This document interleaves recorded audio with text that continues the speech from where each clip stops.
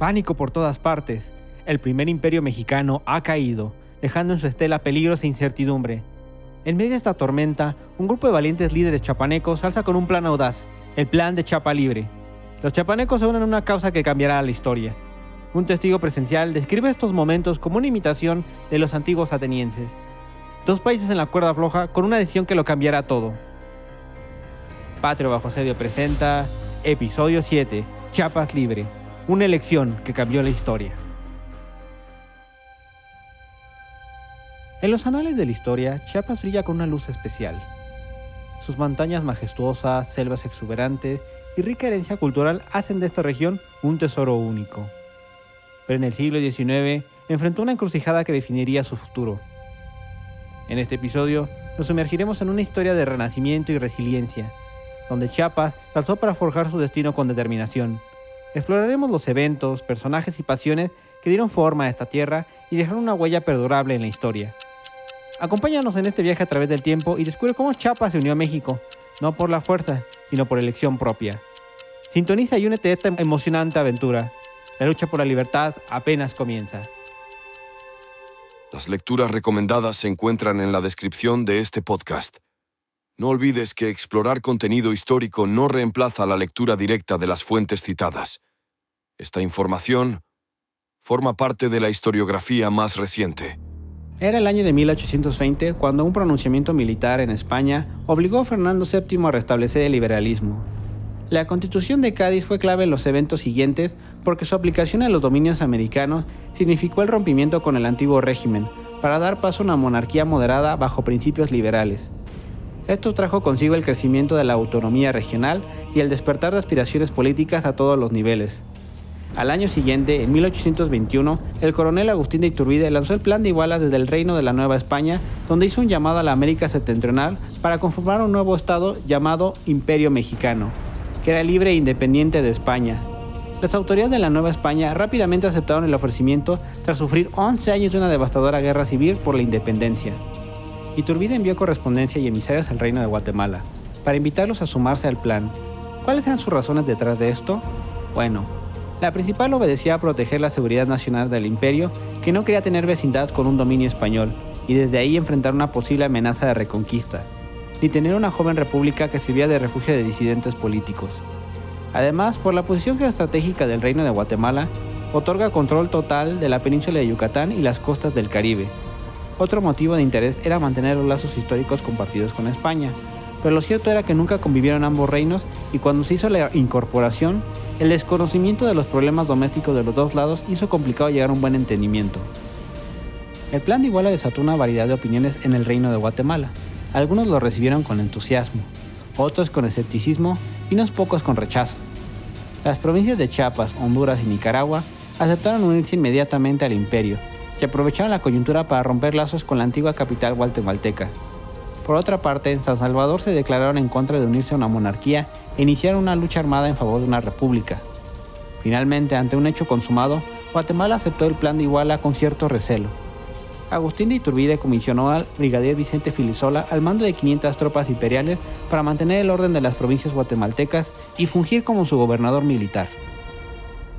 Como hemos narrado en episodios anteriores, la Constitución de Cádiz se mantuvo vigente en el Imperio Mexicano y provocó gran revuelo porque hizo surgir una gran cantidad de ayuntamientos y generó conflictos de poder entre los ayuntamientos y las diputaciones provinciales, mientras que las diputaciones provinciales exigieron mayor autonomía al gobierno central. Por su parte, el emperador Agustín I tuvo que lidiar con el Congreso, que tardaba en redactar una constitución análoga a las circunstancias del imperio. Tras fuertes sospechas de una conspiración en su contra, Iturbide disolvió el Congreso y encarceló a algunos de sus diputados para reemplazarlo por una Junta Nacional Instituyente, pero esto hizo que su gobierno perdiera legitimidad. Entre los diputados encarcelados se encontraban varios guatemaltecos, que al enterarse de la noticia quedaron decepcionados y perplejos ante los hechos. El plan de Iguala fue aceptado por ellos porque creyeron en la promesa de contar con representación en el Congreso y enviaron a la crema innata a sus provincias. Esto fue la gota que derramó el vaso para que los guatemaltecos se separaran definitivamente de México. Hubo otro cúmulo de factores que no vamos a ahondar en este episodio que contribuyó a esta decisión. A principios de 1823, Vicente Filisola llegó a San Salvador, donde se enfrentó a los rebeldes republicanos, y este suceso se convirtió en un hito del nacionalismo centroamericano más tarde. Tras una serie de combates, el triunfo fue de los imperiales, pero al poco tiempo se darían cuenta que esta fue una victoria pírrica. El 1 de febrero de 1823, el coronel José Antonio de Chávarri lanzó el Plan de Casamata en Veracruz. Rápidamente las diputaciones provinciales se sumaron a la rebelión, sellando el fin del imperio. Filisola tuvo noticias de la revuelta el 25 de febrero. Había rumores y relatos contradictorios, por lo que decidió convocar a un congreso en Guatemala. En la práctica, este fue el primer paso de separarlas del resto del imperio. Así que las autoridades locales no tardaron en movilizarse para aprovechar la oportunidad de independizarse. En términos simples, la aplicación de la Constitución de Cádiz y el Plan de Iguala contribuyó a la fractura del antiguo reino de Guatemala, porque algunas autoridades locales estaban en contra de seguir obedeciendo a su antigua capital guatemalteca. Este fue el caso de Chiapas, que durante los últimos años de dominación española buscó conseguir su propia diputación provincial para separarse de Guatemala sin éxito. Pero fue hasta el Imperio Mexicano que lo logró. Obtuvieron facilidades fiscales y los intereses económicos con Tabasco, Oaxaca y Yucatán eran atractivos, por lo que Chiapas rechazó la oferta de Filisola para consultar de forma independiente su decisión ante un panorama incierto. La provincia se dividía en 12 partidos, los cuales enviaron a sus vocales para someter a votación su destino. En esta primera elección solo estuvieron presentes 10 vocales y el resultado fue un empate. Los chiapanecos entonces decidieron optar por tomarse su tiempo para ver el desarrollo de los acontecimientos. De acuerdo al doctor Mario Vázquez Olivera, experto en historia de Chiapas y Centroamérica, de haberse reunido todos los vocales en aquella elección, el resultado hubiera sido favorable para Centroamérica. El Congreso Centroamericano anunció su independencia definitiva con México y España el 1 de julio de 1823, mientras que en la Ciudad de México el primer Congreso fue restaurado y el emperador abdicó en el mes de marzo.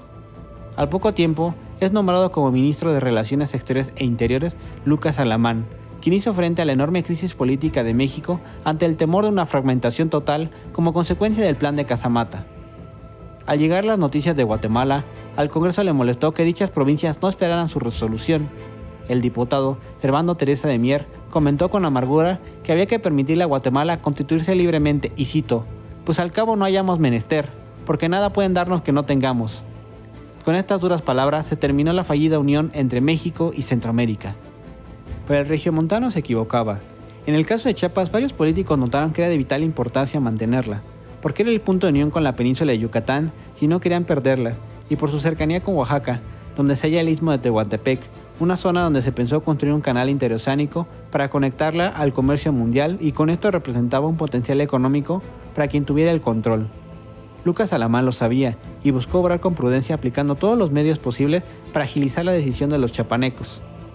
Manuel Mier y Terán, antiguo militar insurgente, fue otro que se dio cuenta.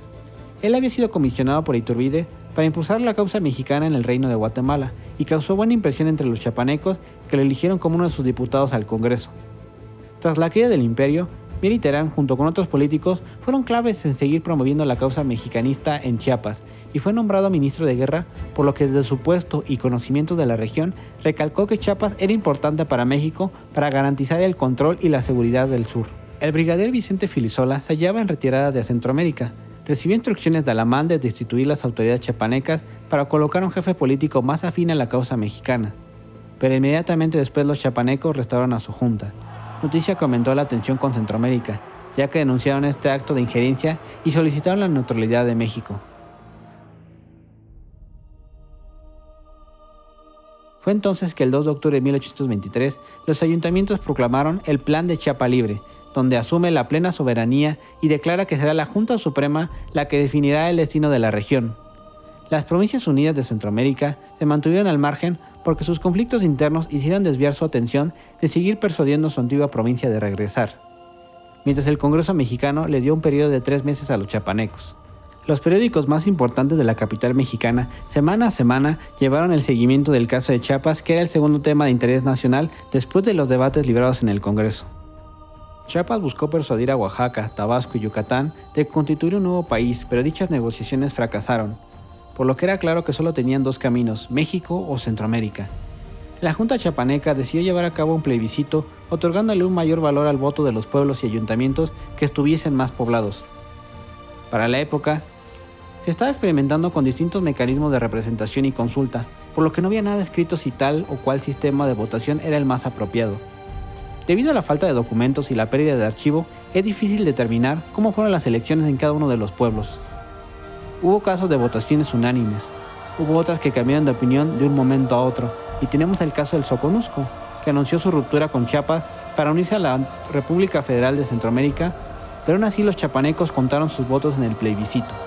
Finalmente, el 14 de septiembre de 1824, Chiapas anunció su anexión definitiva a México como el estado número 19.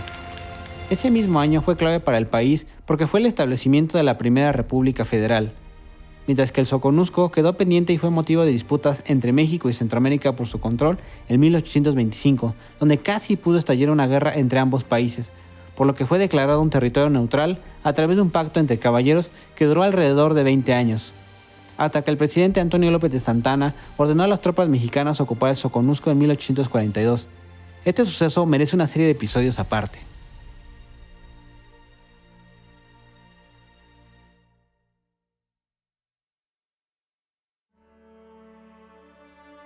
En este episodio hemos emprendido un viaje en el tiempo para desvelar la fascinante historia de Chiapas y su trascendental elección de unirse a México en 1824. Este momento, a menudo eclipsado por otras narrativas, se convirtió en un hito fundamental en la formación de la nación mexicana. Chiapas, en la encrucijada entre México y Centroamérica, supo elegir su destino con sabiduría. A diferencia de numerosos episodios en la historia mundial, esta provincia optó por un camino de ejercicio cívico y democracia, en lugar de recurrir a la violencia y la efusión de sangre. La carencia de líderes autocráticos y caciques en la Diputación Provincial distingue a Chiapas, ya que fue el pacto entre ayuntamientos lo que definió la frontera sur entre México con Guatemala. Hoy honramos a los valientes chiapanecos que hace 2 siglos tomaron una decisión trascendental, forjando un vínculo indestructible con México. La historia nos recuerda que nuestras elecciones, incluso en tiempos de incertidumbre, pueden influir de manera perdurable en el futuro de una nación. Deseamos expresar un agradecimiento especial al Dr. Mario Vázquez Olivera, quien ha sido una fuente constante de inspiración para este programa. Su profundo conocimiento y agudeza en estos asuntos han influido de manera significativa el enfoque y la determinación de compartir estas historias con un público más amplio. Sin su dedicación, este episodio no habría sido posible. Nuestro más sincero agradecimiento. Esta fue la historia del Plan de Chiapa Libre. ¿Estabas al tanto de este acontecimiento? ¿Cómo planeabas conmemorar los 2 siglos de esta trascendental decisión? ¿Sientes que debemos incluir algo más? Por favor, comparte tus reflexiones en la sección de comentarios para fomentar el diálogo. Si te ha gustado este episodio, no dudes en compartirlo con tus amigos y seres queridos. Juntos podemos mantener viva la llama de la historia y aprender de ella. No olvides suscribirte para no perderte ni un solo capítulo de este apasionante viaje por la Primera República. Nos vemos en la próxima aventura. Esto fue Patria Bajo Asedio.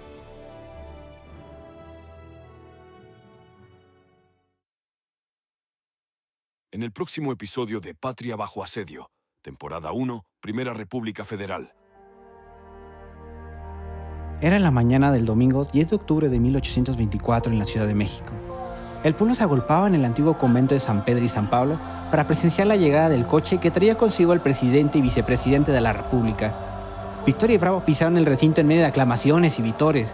Al interior del templo los esperaba el crucifijo y el libro de los santos evangelios en una gran mesa presidida por Lorenzo de Zavala. La juramentación fue solemne y grave. Guadalupe Victoria, como primer acto de gobierno, dijo: «La independencia se afianzará con mi sangre y la libertad se perderá con mi vida».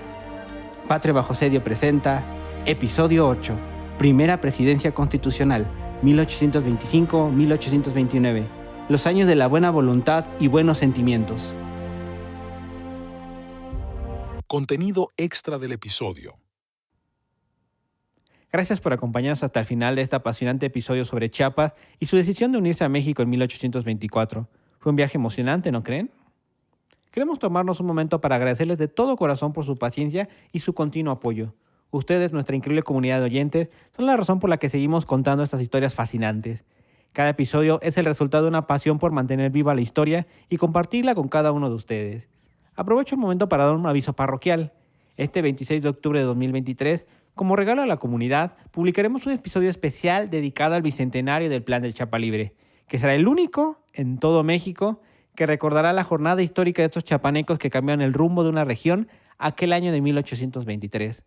Estará disponible en nuestro canal de YouTube y contaremos con la presencia del Dr. Mario Vázquez Olivera. No se lo pierdan, todos los días hacemos historia.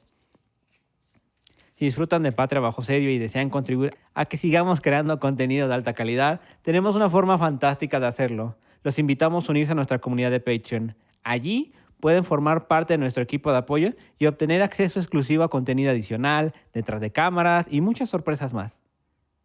Además, cada contribución que recibimos nos ayuda a investigar, escribir, grabar y mejorar y aún más hacer nuestros mejores episodios. Así que si han encontrado valor en lo que hacemos y quieren unirse a esta misión, simplemente sigan el enlace en la descripción para descubrir cómo puede llegar a formar parte de nuestro equipo. Cualquier aportación, grande o pequeña, hace una gran diferencia. Gracias por ser parte de esta apasionada comunidad de amantes de la historia.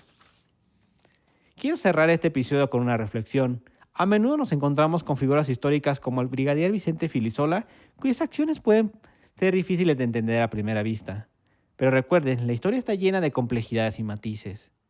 Este episodio nos demostró que a pesar de que se había logrado la independencia, cada una de las regiones y autoridades tiene una visión distinta de lo que quería para su propio destino. En el caso de Chiapas, único en la historia de la región, sus ayuntamientos tomaron una decisión a partir del consenso de sus habitantes. Este ejercicio vale la pena recordarlo cada 26 de octubre con todo el decoro que merece. Un testigo de estos hechos, Pedro Molina, años más tarde escribió en sus memorias sobre Vicente Filisola lo siguiente. El brigadier don Vicente Filisola era un hombre de 43 años, de mediano cuerpo y robusto, italiano de origen, soldado francés en España, español en México, mexicano en Centroamérica. Parecía que su mala suerte lo había conducido siempre a servir bajo los opresores y que sus principios lo obligaban a cambiar de bandera. El doctor Mario Vázquez Olivera, en su libro El Imperio Mexicano y el Reino de Guatemala, nos arroja lo siguiente. El 3 de agosto, una vez que recibió el decreto del Congreso que ordenaba su retorno a territorio mexicano, Filisola abandonó calladamente la ciudad de Guatemala. No dijo adiós, solo por el camino le dirigió una breve despedida a la Diputación Provincial. En efecto, su partida fue penosa, pero allende la frontera le esperaba un promisorio futuro como jefe militar. Pronto asumiría la comandancia de Orizaba, más tarde la de Puebla y después inclusive la de la propia capital. Aunque no terminaba su misión en aquellos territorios, el gobierno mexicano tenía algunos asuntos pendientes en Chiapas y el brigadier una deuda que saldar con su patria adoptiva. Nos vemos en el próximo episodio, queridos amigos. Hasta entonces, sigamos explorando el pasado para entender nuestro presente.